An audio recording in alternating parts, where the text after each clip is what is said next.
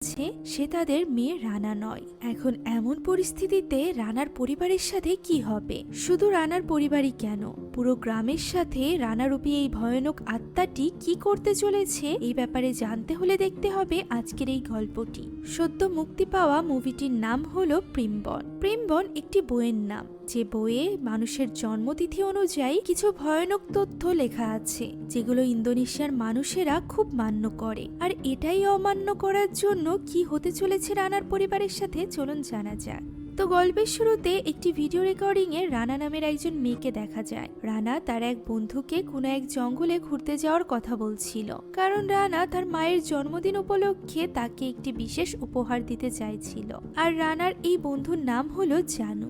জানুস থেকে অনুমতি নিয়ে এসেছে, তাই তারা নিশ্চিন্তে জঙ্গলে যেতে পারে। একথা শুনে জানুও জঙ্গলে যাওয়ার জন্য প্রস্তুতি নিতে শুরু করে। এরপর আমরা পরের দিনের দৃশ্য দেখতে পাই, যেখানে রানার বাবা এলাকায় ঘোষণা করছিল যে তাদের মেয়ে গতকাল দুপুরে জঙ্গলে যাওয়ার পর থেকে নিখোঁজ হয়ে গিয়েছে। তাই সে এলাকাবাসীকে অনুরোধ করে যাতে করে তারা সবাই মিলে রানাকে খুঁজতে সহায়তা করে। এখন রানার পরিবার এবং এলাকাবাসীরা মিলে জঙ্গলে রানাকে খুঁজতে আরম্ভ করে, কিন্তু সেখানে তারা রানাকে জীবিত বা মৃত কোনো অবস্থাতেই খুঁজে পায় না। তাই রানার বাবা দুঃখ ভারাক্রান্ত হৃদয় নিয়ে এলাকাবাসীদের সাহায্যের জন্য কৃতজ্ঞতা জানায় এবং আশা করে যে একদিন হয়তোবা তারা রানাকে জীবিত এবং সুস্থ অবস্থায় ফিরে পাবে। ওই সময় আমরা সেখানে জানুকেও উপস্থিত দেখতে পাই, অর্থাৎ জানু ঠিকই জঙ্গল থেকে ফিরে এসেছিল। তবে দুর্ভাগ্যবশত শুধুমাত্র রানাই নিখোঁজ ছিল, যদিও কেউই রানার মৃতদেহ খুঁজে পায়নি, কিন্তু তাও রানার পরিবার তাকে মৃতই ধরে নেয়।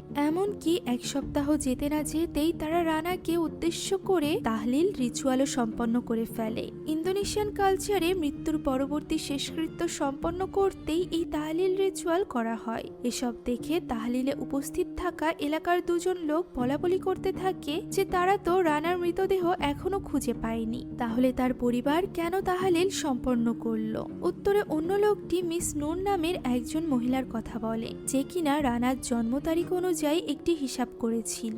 আর ওই হিসাব অনুযায়ী ওই দিনেই রানার মৃত্যু হওয়ার কথা ছিল, যেদিন রানা জঙ্গলে হারিয়ে গিয়েছিল। কিন্তু তা সত্ত্বেও এক সপ্তাহ যেতে না যেতেই এইভাবে তাহলিল সম্পন্ন করে ফেলায় এলাকাবাসীরা বেশ অবাক হয়। রানার পরিবারে মোট 4 জন সদস্য ছিল, যারা হলো রানার মা দিনি, রানার বাবা বানিও এবং রানার ছোট বোন তারি। এছাড়াও মুভিতে আমরা রানার আরো কিছু আত্মীয় স্বজনদের দেখতে পাই, যারা হলো রানার বাবা বানিওর বড় বোন নূর, অর্থাৎ রানার বড় ফুফু। এনার কথাই ওই দুজন লোক বলছিল। রানার মোট ফুফু 3 জন, বড় ফুফু নূর, মেজ ফুফু শ্রী এবং ছোট ফুফু নিং।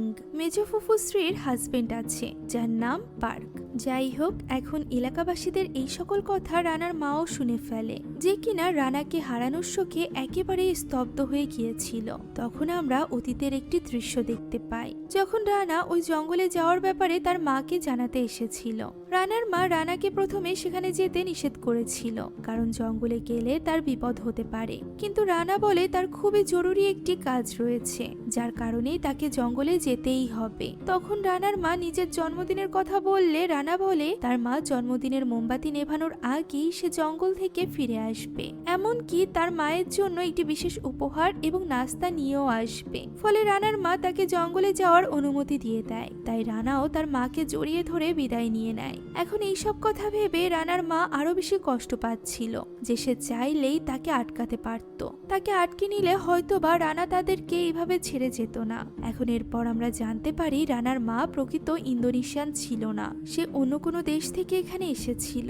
তাই সে ইন্দোনেশিয়ান ট্র্যাডিশনে খুব একটা বিশ্বাসী ছিল না। ইন্দোনেশিয়ান এই ট্র্যাডিশন বা কালচারকে জাভানিজ বলা হয়। ফলে স্ত্রীর হাজবেন্ড পার্করে এ কথাই দিনিকে বলে যে জাভানিজ না হয়েও এরকম একটি পরিবারে মানিয়ে নেওয়া হয়তোবা দিনির জন্য কঠিন ব্যাপার, যা সে নিজেও খুব ভালোভাবেই বোঝে, কারণ পার্করে নিজেও জাভানিজ ছিল না। তাই পার্করে বলে তিনি যেন কোনো রকমে নিজেকে এই খারাপ পরিস্থিতির সাথে খাপ খাইয়ে নেয়, কারণ মেয়েকে হারিয়ে তিনি